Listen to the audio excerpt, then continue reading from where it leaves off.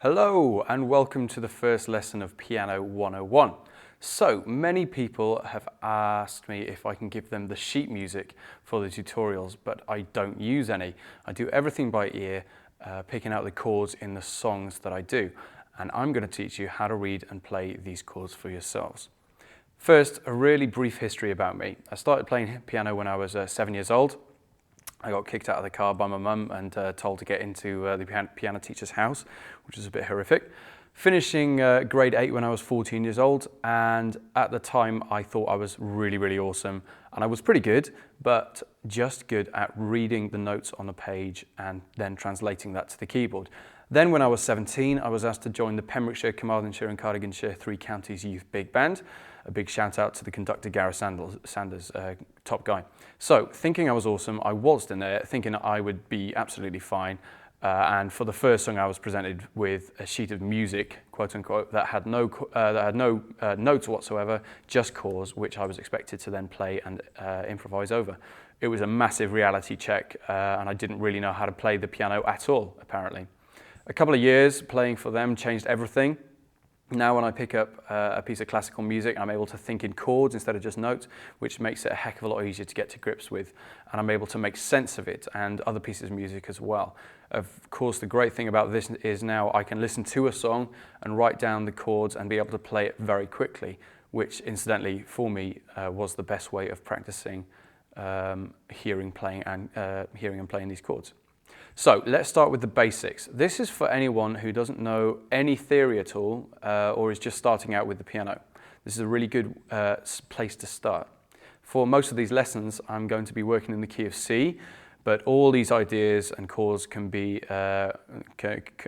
work for any chord, any note, and it's fundamental that you do try these out for all other keys. Sadly, as with most things, being able to pick up what notes you should be playing for a chord comes with practice.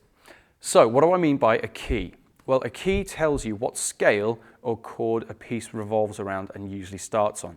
In order that you know chords, you first have to know scales, but in this video we're just going to look at the scale of C major. A major scale sounds happy like this. So there I started on C, that's middle C. This is what we can call our root or our one, or the first note. Then we go up a tone to D, or in other words, 2 semitones. That's a semitone, that's a tone. Okay, so we go C, then a tone, then another tone, then a semitone, tone, tone, tone, semitone. And we've ended up back at C, which is an octave above where I started. Same note, just an octave apart. So whichever scale you're playing, the major scale always follows this pattern from the root. So let's give these notes numbers, of which there are 7 in a scale. So 1, 2, 3, 4, 5, 6, 7, and 8 is basically the same note as your root. So let's go on to the chord of C major. A major chord is made up of note 1, note 3 and note 5, or in other words, the first note, the third note, to be exact, the major third, and the 5th note. In our case, that's going to be C, E, and G. That's the first, third, major third, and 5th. There you go, you just learnt your first chord, C major. If you just played this chord like this every single time, it would sound a bit naff and a bit boring. So you can change which order these 3 notes are played in. If we shift the C up an octave, but keep the other 2 the same, it looks like this. So we've shifted the C up and we're starting chord on the E. Still the same notes. I'm playing the same notes but just in a different order. This is called the first inversion of C major. Okay, so that's your normal chord, first inversion of that. And then if we shift the E up an octave, we'll keep the other 2 the same there, that's the second inversion. And then if we do that once more, we're back to the beginning again. When you see this chord on a piece of music, you will only see the letter, or you should only see the letter, nothing else. This tells you that this is a major chord. Looks like this. So if you're playing this in the right hand, what are you going to be doing with the left hand? Well, unless you're really competent enough to do a walking bass, the kind of thing that a double bass would play, something like that,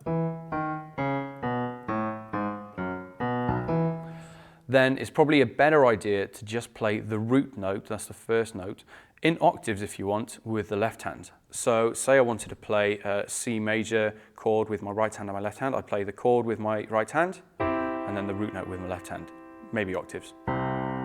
And that sounds really full and complete. Sounds really good. Now, you can also play the fifth note in your left hand and it still sounds pretty good. However, if you start adding the third note into your left hand, that's adding in your E, then it starts to sound a little bit weird and a little bit rubbish. Sounds not quite right. So it's a good idea to keep the third in your right hand. That might change a little bit later on in a couple of lessons, but we'll cross that bridge when we get to it. So here's an example of this. If I play the root note and the fifth note in my left hand, and then I play the third with my right hand, we come out with this chord.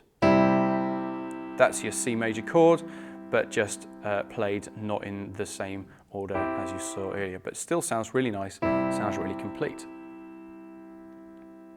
Okay, so that's the hardest part over. If you can get your head around major chords, and with just a few tweaks, you can play any chord possible from this. So in the next lesson, we're going to look at the minor chord, and then after that, we're going to look at the seventh chords. If you've got any questions, or you think I've missed something out that you think is important, please leave a comment down below, and I'll do my best to respond. Have fun.